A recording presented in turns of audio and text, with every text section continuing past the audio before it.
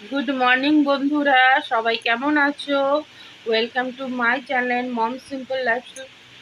এরকম কেন আসছি ব্যাকগ্রাউন্ডটা বুঝতে পারছি না, ঝাপসা ঝাপসা লাগছে। মা গুড মর্নিং বলো,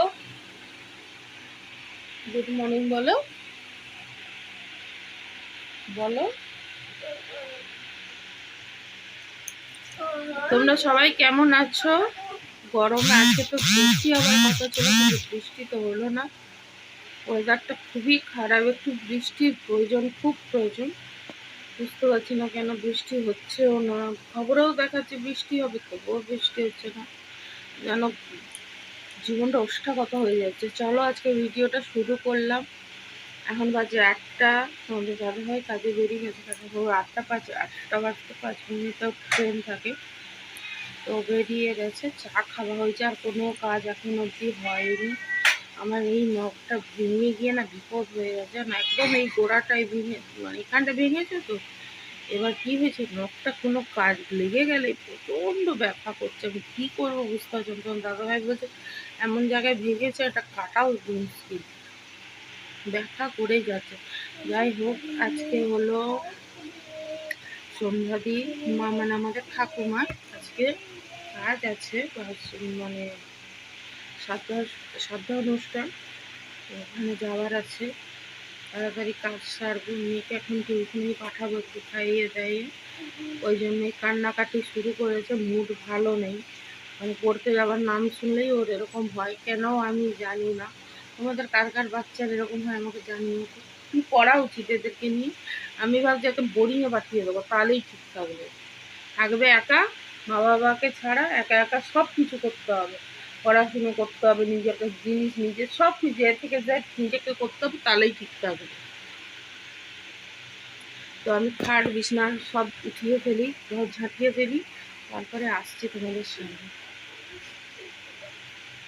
বন্ধুরা পুরো ঘেমে গেছি কাজ করে, পুরো এগুলো পুরো চপচপ ভিজা হয়ে গেছে নাইটিটা। আমার ঘর ঝাঁটানো, বিছনা তোলা দেখতে পাচ্ছ, পরিষ্কার করে তোলা সব হয়ে গেছে। জামা কাপড়ও মেলে দিছি, দেখাবো তোমাদেরকে। এবার মেয়ে খাচ্ছে পাউরুটি, মেয়ে খেয়ে নিক, তারপরে ওকে টিউশন দিয়ে এসে জল টল ভরবো, রান্নাঘর মুছবো, অনেক কাজ আছে। তো চলো তোমরা দেখতে থাকো, পাশে থাকো। এখন কটা বাজে দেখছো? 9:15। ঘাম দেখো। সব থেকে বিপদ হয়ে গেলে এই নখটা ভেঙে গিয়ে গল গল রক্ত বেরাচ্ছে, জানো? এই দেখো, নখটা ভেঙে গেলে বেকায় দেয়। ওষুধ লাগাবো ভাবছি, লাল ওষুধটা। তোমাদের দেখালাম সকালেই, কাজ করতে গিয়ে ফট করে ভেঙে গেছে। আমার খুব কষ্টের নখ বাড়ে, জানো? আমার নখ বাড়তেই চায় না, আর বেড়েছে, আমার ভেঙে যাচ্ছে না। আমার মনটা খুব খারাপ হয়ে যাচ্ছে।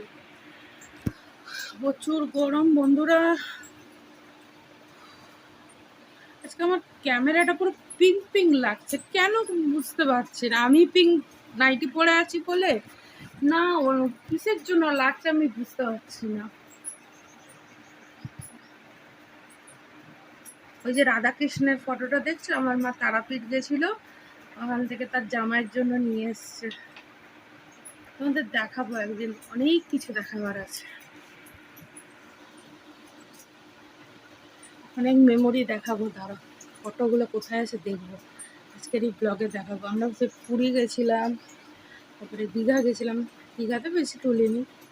তোমাদের দাদাভাইকে বলছিলাম চলো না কোথা থেকে কদিনের জন্য ঘুরে আসি, ও বললো জুলাই মাসে যাব।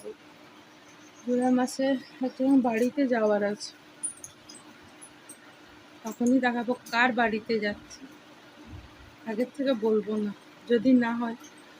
আশায় মরে চাষা, এই তো অবস্থা হয়।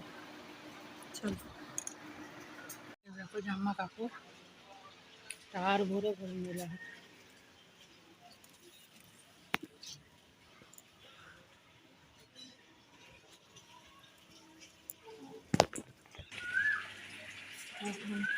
মেয়েকে ছাড়তে যাবো।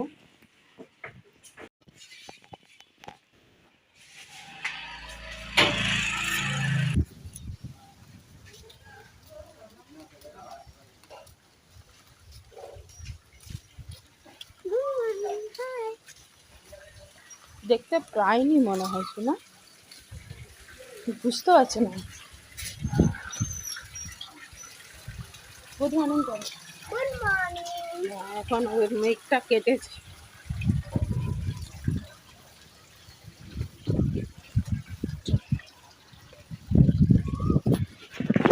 হাওয়া দিচ্ছে কিন্তু না, একটা ভ্যাপসা গরম। সেই যে রোদ, সেই রোদটা নেই, কিন্তু একটা ভ্যাপসা গরম আছে। এই যে এসে গেছি দিদিমণির বাড়ি, ওকে দিয়ে দিই, তারপরে তোমাদেরকে বলছি, দেখাচ্ছি। এই দেখো কত বোতল ভরা হয়েছে, এখনো কত বোতল বাকি। এগুলো ভরবো, তারপরে বালতি টালতি ভরবো। ভরে নি বন্ধুরা। বন্ধুরা জল টল ভরে এসে এই ফ্যানের তলে বসছি, পুরো ঘেমে গেছি। সকালবেলা নাইটিতে ছাড়লাম, পুরো এই নাইটিটা চপচপা ঘেমে গেছেন। এখন করবো চান করে পুজো দেবো।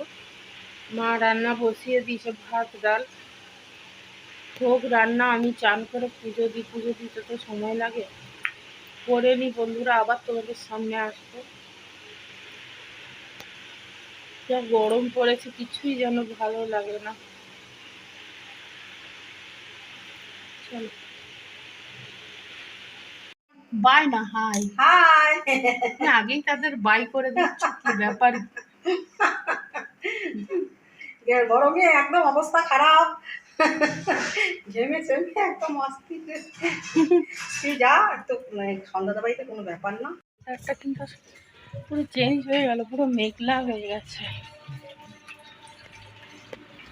এসছো? হ্যাঁ, তুমি একটু খেয়ে নাও, দিয়ে চলো, শাড়ি পরে যাবো। না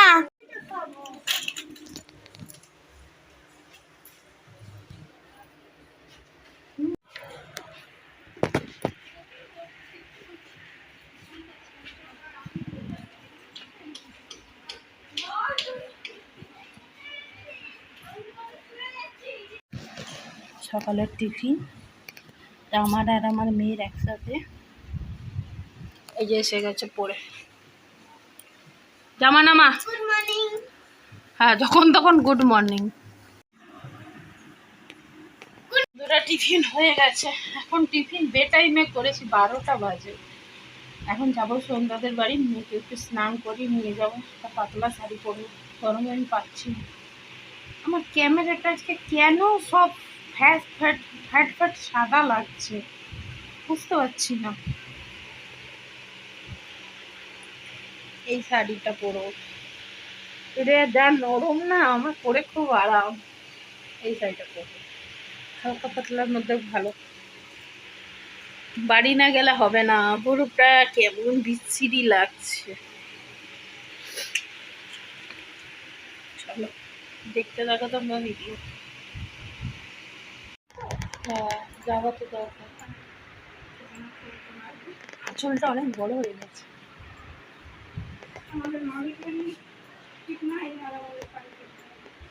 সেই আমাদের শাড়ি পরানোর লোকের এখন মন খুব খারাপ। চলো যাই, কি করবো।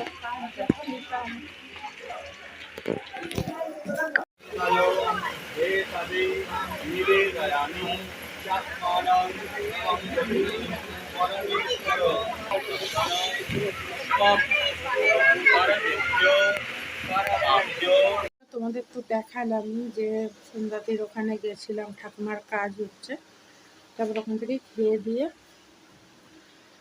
এলাম।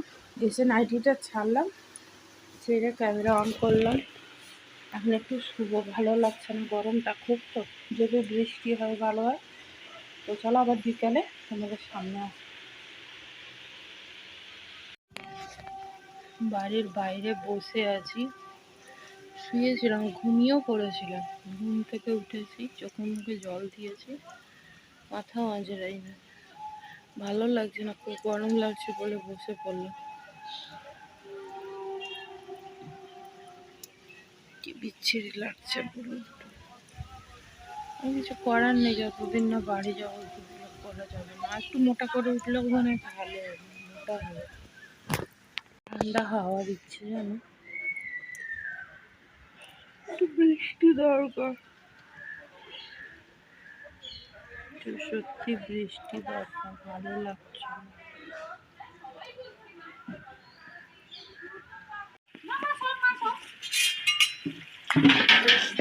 একদম জল নাই এখন কি আমি এখন ওদিকে দিতাম। কারেন্ট চলে গেল, বাড়ির বাইরে তো বসেছিলাম অনেকক্ষণ। তারপর ফুচকাওয়ালা গেল বাড়ির সামনে দিয়ে, আমি সব জায়গায় ফুচকা খাই না। তো আমি কি করলাম, আমি একটা চুরমুর খেলাম, ওরা সবাই ফুচকা খেলো। তারপরে ঘরে এলাম, মেয়ের চুল বাঁধলাম, মেয়েকে রেডি টেডি করলাম, মেয়ে গেল খেলতে। আমি ভাবলাম তাহলে তাড়াতাড়ি যাই রান্নাঘরে, দুপুরে আর সেরকম রান্না করিনি, কেন একজন খাবে সেরকম কিছু করেনি। মাছের ঝাল, ডাল আর শাক ভাজা আর একটা কী যেন করেছিল মা। তো যাই হোক, আমি ভাবলাম রাত্রে তাড়াতাড়ি করবো, বেশি কিছু করবো না, একটু ডাল সিদ্ধ দেবো, আলু সিদ্ধ দেবো, ডিমের অমলেট করবো খাওয়ার আগে, ব্যাস। তো এটাই ভালো না বলো? যাই হোক, আটাও মাখতে হবে, জল ভরতে হবে, সব কিছু মিলিয়ে আমি ভাবলাম তাড়াতাড়ি করবো। কারেন্ট গেল, ফুস। চলো